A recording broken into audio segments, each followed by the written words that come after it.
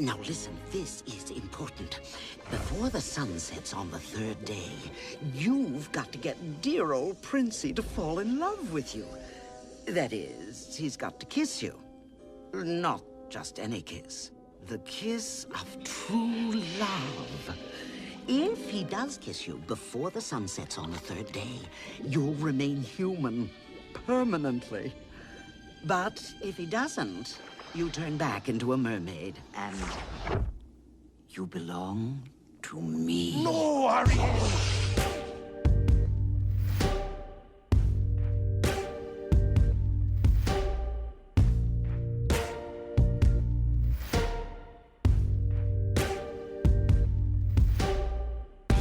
Hi, I'm Joe. And I'm Tiana, And this is Next Door Villain.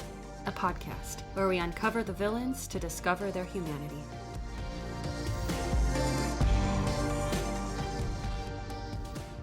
Hi, everyone. We're back for the Next Door Villain podcast. I'm Tiana, And I'm Joe. and today we're going to talk about the world's greatest sea witch on the planet, someone who I think a lot of you are very familiar with. She's groovy, she's an octopus, she is... Sexy. she's Okay, awesome. yeah, stop teasing. Her name is Ursula. I'm sure the listeners just couldn't take the suspense. Ursula, of course, from the Disney film The Little Mermaid, and actually originally from the Hans Christian Andersen fairy tale from the early 1800s of the same name, and more or less the same story, Yeah, with just some a few gruesome edits. tweaks.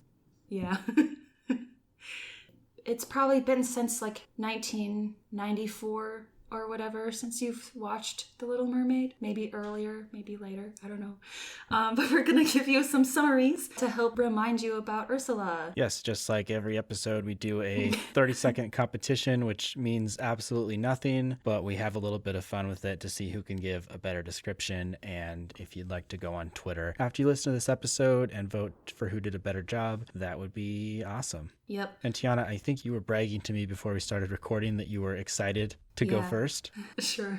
I mean, I'm just excited to do this. I'm happy to let you go first. Okay. 3, 2, 1, go. So, Ursula helps poor unfortunate souls. It's sad, but it's true. She's a very busy woman, and she just hasn't got all day. But to have her give you legs, it doesn't cost much, just your voice. Yeah. You know, she helps them. She fortunately uses a bit of magic. They weren't kidding when they called her a witch. And that, my friends, is what is called plagiarism. Oh, no. But no. Fun plagiarism. Yeah, I think people will get it. Yeah. If you didn't, go back and watch the film. Yeah. It's $14 if you want to watch it right now. Which is so weird. It's a classic, huh? Yeah. Well, and also Disney is coming out with their streaming service. What? I didn't know You that. don't know about this? No. So Yeah. now it's like another like $8 a month kind of thing to watch The Little Mermaid whenever you want. Right, that's the idea. I mean, and other stuff too. Yeah. Like all Just The Little all the Mermaid, Marvel yeah. films, the Star Wars films, you know, because Disney owns all of that stuff now. Ursula and Kylo Ren have a lot in common. Do they? No, I mean they're owned by Disney. Oh, yeah. Okay. All right. 3, 2, 1. Oh, go. I forgot to say go. Let me start over. Okay. Okay, now start. Ursula is a sea witch, and she's kind of an octopus, except she only has 6 legs. Oh, she has 2 arms too, so I guess that's 8 in total, so that could be What's this important? octopus-like. She's a larger character, and she's very sexy and very smart, and she has magical powers, but instead of using her magical powers to get what she wants, she convinces people to engage in these contracts where if they fail at what she wants One. from them... Stop. I forgot to time you down. Yeah, I feel that was unfair. I thought I had more time left. You can see it as a good thing because I was so intrigued with what you were saying that I forgot to time down. Okay. How about, just for some context too, we can talk about Ursula, like what happens in the movie? Uh-huh. Do people remember what happens? I don't know. I didn't until I went back and rewatched it. Right. I didn't either. As long as we're talking about the story, I think we should go back to the original story, just because I found it really fascinating. So the original story was written by Hans Christian Andersen in the early 1800s, and it's very similar to The Little Mermaid in the Disney version. Ariel is this mermaid, and she's in love with this human boy, and so she wants to have legs so she can go on land, and so she goes to the sea witch Ursula, and Ursula gives her a potion that will give her legs, but in exchange, she has to give up her voice. And what I really like about the original story is that the potion, in addition to giving her legs, also makes her the greatest dancer in the world.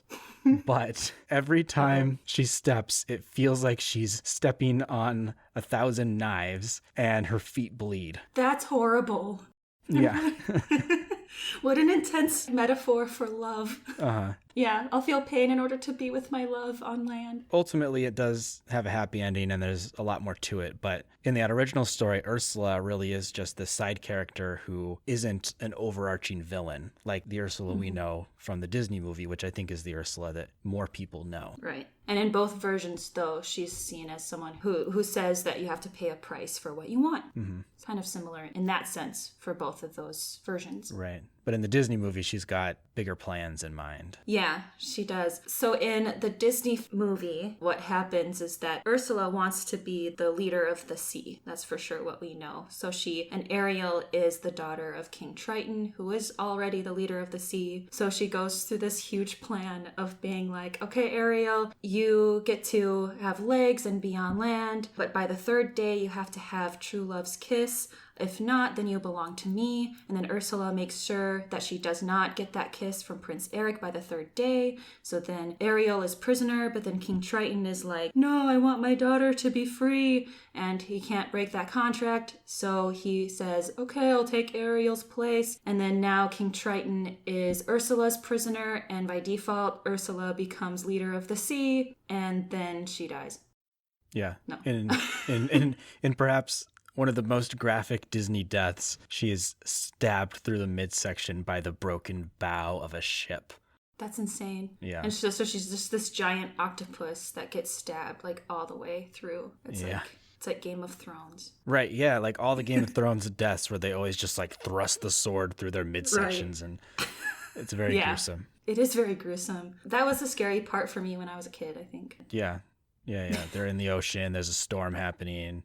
Yeah, that's She's scary large, stuff. like even bigger than before. Yeah. She's like this gigantic thing, and you're like, Yeah, and the movie doesn't really give us much as far as a backstory for her, but when they turned it into a Broadway musical, they gave her another song where she does kind of explain her backstory a little bit. And the song is called Daddy's Little Angel. And she basically talks about how she was one of 4 daughters of the king, but she was like ugly and her father didn't love her and he loved all the other daughters more. So basically she kills them all and then kills her father, and she makes it look like an accident so that she can take over the kingdom. And she does, but she forgot about her little brother. And because it's a patriarchal society, when her brother comes of age, he takes over the kingdom and then banished Ursula. that gives her more of the backstory that she was seen as an outcast and wanted to maybe prove people wrong, be the sea witch who's in charge of everyone else when everyone else didn't allow her to be queen or didn't allow her to be herself. Well, and ultimately what it comes down to, as with a lot of the villains that we talk about, is that she wasn't loved or cared for or nurtured, and because of that she lashed out. And that's not an excuse to do bad things, but it's like, hey, maybe if we just like give more love and attention to troubled people when they're younger, they won't try to take over the world and kill people later on in their lives. Yeah, I'm really glad I don't have siblings so that potentially can't happen in my family. Yeah, I guess I could. I mean, I don't know if it's a major concern in most families, but every now and then, you know? Yeah. Going off of her backstory, there's a part in the Poor Unfortunate Soul song that intrigued me, and I didn't pay attention to this part until recently when I was doing research for this episode. And you can tell I really like the Poor Unfortunate Soul song. It's a really underappreciated song. But I know. one of Disney's best, I think. Has a really awesome beat to it, you know. so powerful. Up there with Moana songs, you know.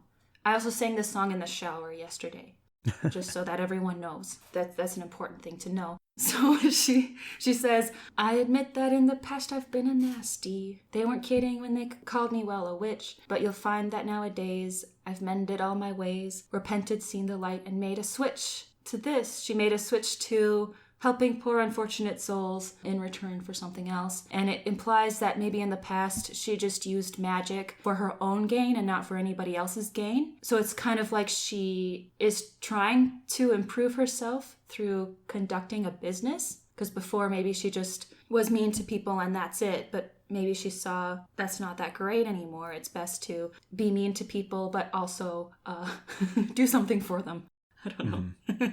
Yeah, I think it actually fits in really well with the backstory we get from the musical, where she probably used her magical powers to kill off her siblings and her father to get her power. And ultimately, she lost that power. And now she's decided that instead of using her magic to take over, she's going to use these contracts, these legal relationships that she doesn't need to use her magic in order to get power because she's got these contracts. Yeah, and it's very admirable that she uses these contracts because, you know, she sees a need where mer people or sea people want to have a better life, or they want something that they can never have.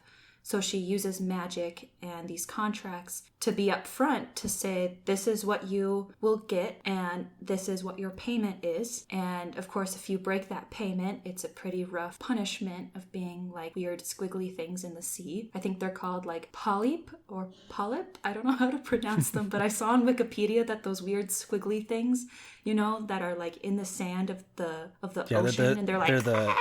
Yeah. They're the people that she helped, but they didn't fulfill their side of the contract. Right. So that's rough. Yeah. But she uses a contractual agreement to, you know, exchange goods and services like everything else in our world, especially even in the capitalist world on land.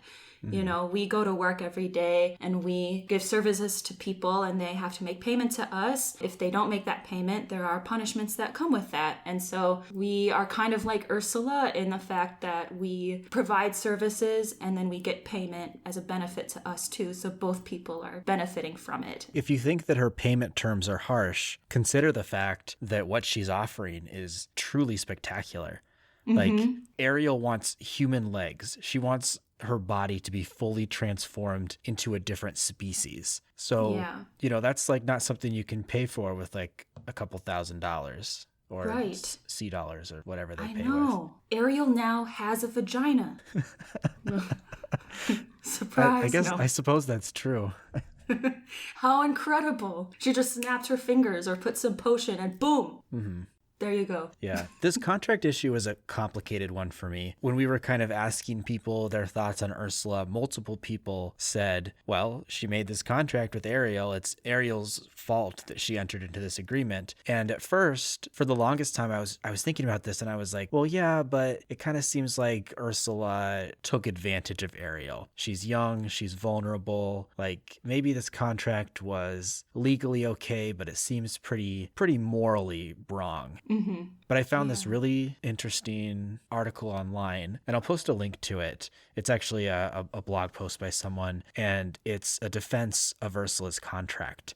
One of the most interesting parts of it for me was that I was really conflicted because Ursula tries to interfere with Ariel's ability to complete her goal. She tries to prevent Ariel from being able to get true love's kiss. And I felt like that was wrong. And what this person says in their blog is that there's no good faith clause in the contract that says that Ursula shouldn't be able to interfere. But on top of that, even if there didn't need to be one, there's no reasonable reason that Ariel should believe that a sea witch wouldn't try to interfere, you know? Yeah.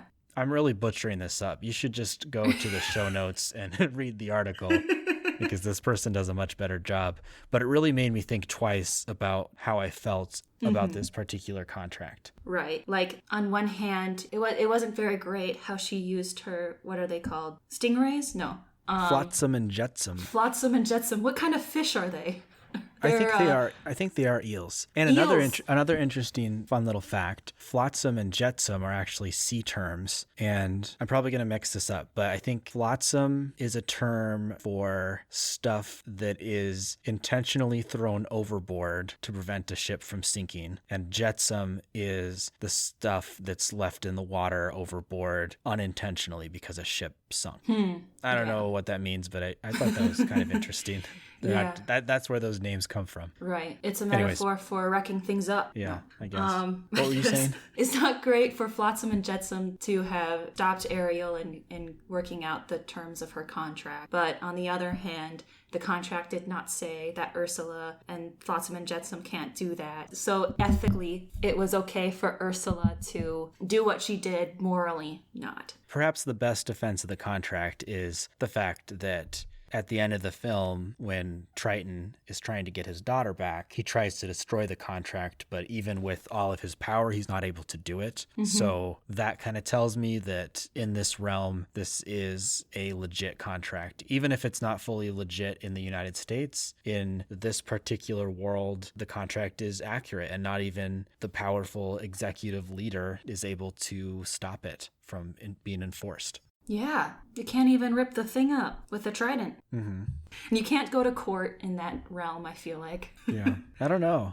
I mean, there must be a court if there's contracts, right? Maybe. I don't know. But Ursa's like, yeah, you're a prisoner, whatever. The contract issue is complicated, and I can see how you could be on either side of it. Right, But and Ursula is obviously on the, the contract is legit side. yeah, and like you said, legally accurate, morally questionable. Yes, indeed. Morally questionable, like all of the villains we talk about. Yep.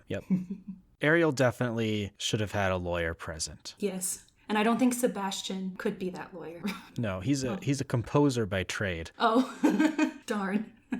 There's a lot of reasons to like Ursula, though, even though she is morally questionable. Like everyone else in this world, I don't think anyone is completely good or bad. Even Joe, you are probably bad in some ways. Certainly. Yeah. Especially you. No, just kidding. Gosh. But we can take a moment to talk about why we like Ursula and why she's so compelling, because I know we're not the only ones who think that she is quite a compelling villain.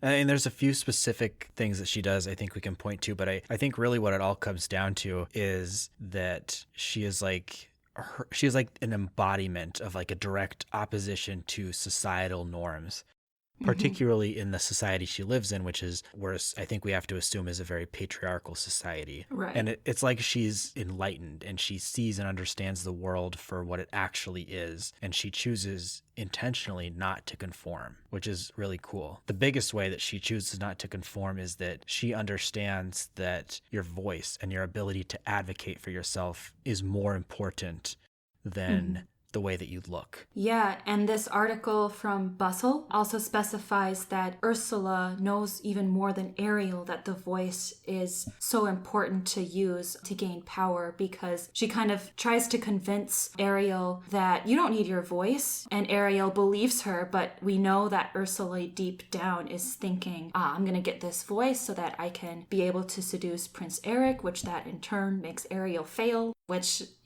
after a bunch of other steps, I become the sea witch who is in charge of everyone else. And she knows that the voice is more important than even trying to look or be attractive or quote unquote attractive to what other people think. And I think what Ursula really understands is that the society thinks that looks and appearance and presentation matter more than anything. But what Ursula knows is that even though that's what it seems like, in reality, the voice and your ability to advocate and speak out for yourself and persuade other people is really what gives you power. Right. And Ursula is so good at using her voice to really convince people, and she comes off as really pushy and assertive and kind of aggressive, right? Like, she's like a saleswoman.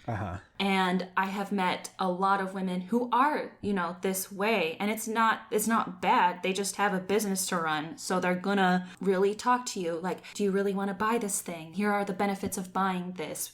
These are all the things you can have. Sign your name, Yeah. I mean, once again, when she's convincing Ariel to sign the contract, she's very honest with her. She says the payment is very steep and that the punishment for failure is harsh, but Right. I'm going to do this amazing thing for you. So she kind of she knows that she has to build that trust relationship by explaining the difficult sides of things too. She's Yeah. very good at manipulating.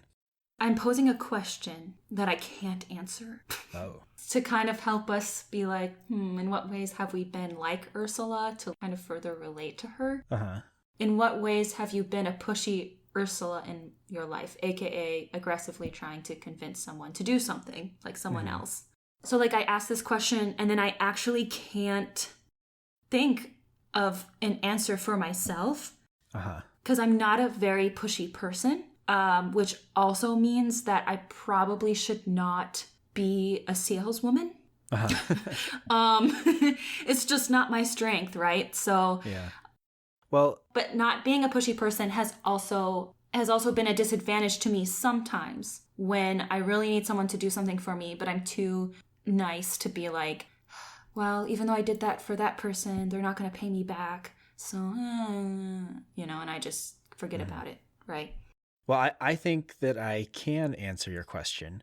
I don't consider myself generally a very pushy person, but I think that I can be when I need to be, like, for example, in a job.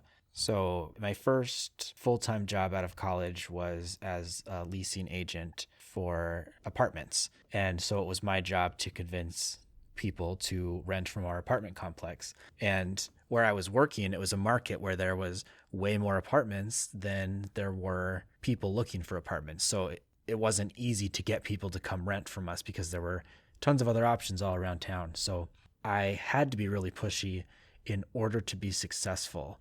And so I think in that sense, I can use that experience to understand what it's like for Ursula. And, part of me does feel bad sometimes for being as pushy as I was to get some people to rent because I wanted to be successful at my job, So I guess that's an area where I feel like I can relate, and I'm not sure how I feel about it. I'm glad that I'm not doing that anymore. But as a salesperson, I always tried to find a way to persuade people while also being as open and honest as possible. Because those things come hand in hand. Being friendly as well, which Ursula was, but also being kind of assertive. It's like a mixture of both to get someone to trust you and then buy what you're selling. And I think you can feel good about that because it's not like you were like a slumlord or anything. It's like... Right. I've heard a quotation that to be a good salesperson, you have to believe in your product, that it will actually do good for people. And so that also makes you a good salesperson. And I'm sure Ursula feels that way too. Like she's like, I fortunately know a lot of magic. This will be really of benefit for you. And I know she believes in her product, which also makes her pretty credible. Yeah. Well, and she has to do a good job to maintain credibility so that people will keep coming back to her. Yeah. Ursula is also very sexy and confident, as we've mentioned before in this episode.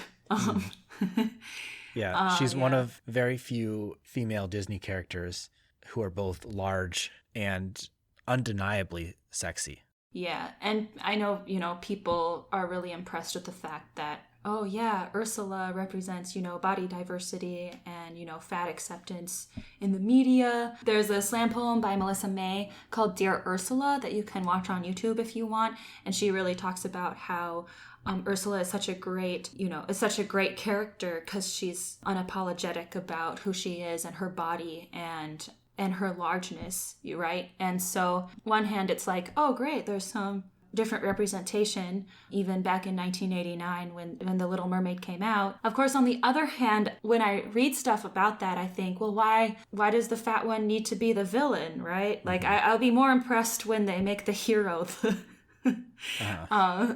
the one who is not conventionally seen as quote unquote beautiful, Yeah. And I don't know if that'll ever happen, but maybe, I don't know. In the meantime, Ursula is a pretty inspiring character, even though she was a villain. One of the things that speaks most strongly to her confidence in herself is that she clearly has an understanding of what society thinks is sexy, because she transforms herself into Vanessa to get the prince to fall in love with her. And Vanessa is what you would think of as like a stereotypical attractive woman in society. And so we know Ursula has the ability to look whatever way she wants to look, and she chooses to be a large, powerful, sexy, independent woman, and totally unapologetically. And you don't see any bit of self-doubt in her. And I think that's incredibly empowering and exciting to see. Yeah. She chooses to be her true self, except when she's manipulating Prince Eric, but mostly herself. Right. It's not, she doesn't turn into Vanessa because of her own insecurities. Right. She does it because she wants to become the most powerful person in the ocean. I also like your point about Ursula is not afraid of taking up space. When you first meet her, you know, she's kind of in that shell cave, and she just expands her whole body like throughout the whole thing with all of her legs. And like when she sings Poor Unfortunate Souls, she like dances around the entire shell. And that's really important that she's comfortable taking up space, because, you know, a lot of women are kind of socialized to look smaller, to kind of like when they're on a subway or they're on a bus, just even in public in general. You know, I know myself included, women tend to kind of close their legs, close their arms, and then men kind of man spread right next to you.